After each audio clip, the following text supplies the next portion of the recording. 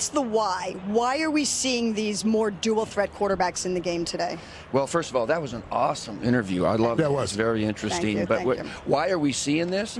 Because this is what's coming up through the high schools and the colleges. And we, the NFL, will draft the best quarterbacks coming up. If you happen to be a Lamar Jackson type, we're going to draft him. We're more apt to change our way of thinking and accommodate his skill set. You know, what we would love to have is a tough guy, a smart guy, a thrower, a runner, all of those things. Rules have allowed us to be a little bit more versatile with these quarterbacks. They don't get hit as much as they used to. And I would even go so far back that when I was growing up, the lesser athlete went to the quarterback spot. That is changing because of what we're seeing at this level, what we're seeing at the college level. So these guys that are great athletes are getting the ball in their hands on every snap earlier and earlier and developing into these kind of guys. Yeah, and by the way, it reminds me of something Bill Parcells told me, which was we can only take what the colleges give us, and it's exactly what you guys are talking about.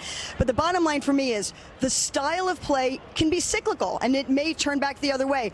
I think what there's no turning back about is the level of athleticism at the quarterback position. That is certainly not changing. Now, speaking of quarterbacks and the future, let's go to Ian and my fellow Philly guy, Mike, for the latest on Patrick Mahomes and his contract situation. Well, thanks, Andrea. No doubt one of the biggest storylines of this offseason is when are the Chiefs going to pay Patrick Mahomes? Of course, drastically underpaid right now. From my understanding, that is going to change, not next offseason, but this offseason. And of course, every big-time quarterback who's gotten a deal has always been the highest paid. That should be the same with Patrick Mahomes.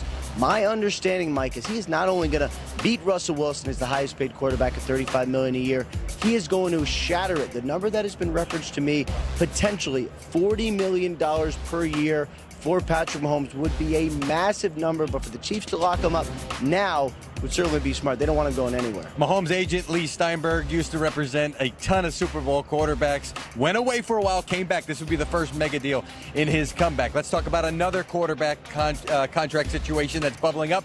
Dak Prescott. Ian, you've heard nothing. I've heard nothing to indicate that they are anywhere close, Prescott and the Cowboys, to a contract extension. So this thing is headed later this month toward the franchise tag. Now, if it's the non-exclusive tag, that's in the high 20s. If it's the exclusive tag, meaning nobody else can sign him, that's going to be in the 30s. Prescott going to push it to there and beyond. This is a guy that was willing to play for only $2 million last year, bet on himself then. They're not playing games now, so there's no threat right now. So you know he's going to push it as far as he possibly can, right? No doubt, Mike, and from what I understand, I would be very surprised if Dak Prescott showed up this offseason without a deal. That could mean first offseason for Mike McCarthy, potentially no quarterback. Big thing to watch right there. We will watch it for you. Let's now send it out to the beach. You know, they're chilling out there on the beach. Colleen Wolfe, you and your guys just maxing and relaxing, right? Yeah, it's not a terrible gig out here, I'm not going to lie. But hey, we got some next-gen stats powered by AWS for you. Take a gander at who has the most receiving yards on targets between the numbers this season.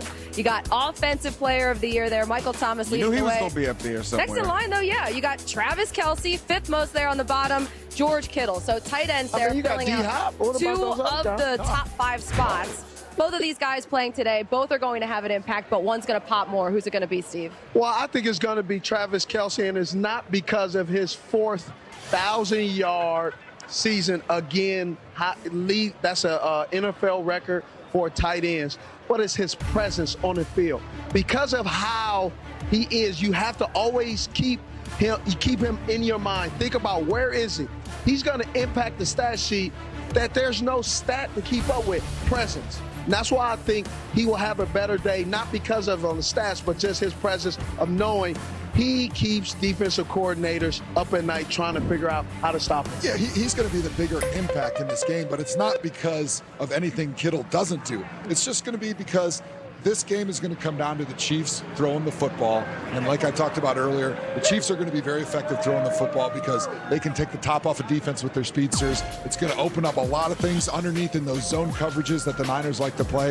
And Kelce is going to be the big impact in the middle of that field. He's probably one of the best route running tight ends in the entire league, right? Yeah, tight end now. Yeah, don't slip now. You know what? We got an offensive tackle up here talk about throwing the football every single Yeah, play. I mean, I got to show you I'm multidimensional, right? I'm not very just- multi-dimensional. He is. And I expected you to go to the more run, you know, Yeah, put Kittle your hands definitely on. a better run blocker. Yeah, Joe's and- keeping and you guessing, huh? He's a more dominant run blocker in a run dominant offense. He has more practice. But you act like he can't run routes. Oh, he You act can. like he didn't have over 1,000 yards receiving. Oh, 2 less games than Travis Kelce. I gotta pick somebody. You Who's act this like you? Hold up. You act keep like saying you. You act like he hasn't, forced 20 missed tackles, and he's a train when he has the ball in his hands. Nobody wants to tackle him. You don't think physicality when you look at Travis Kelce. Not saying he's not a great player. You just don't think that, right? So No, you're talking Who bad are you about my man following Travis Kittle? I'm Kelce. just saying. With all that, he's gone with Travis. No, I'm going with George Kittle. Okay. He will have the bigger impact in today's game.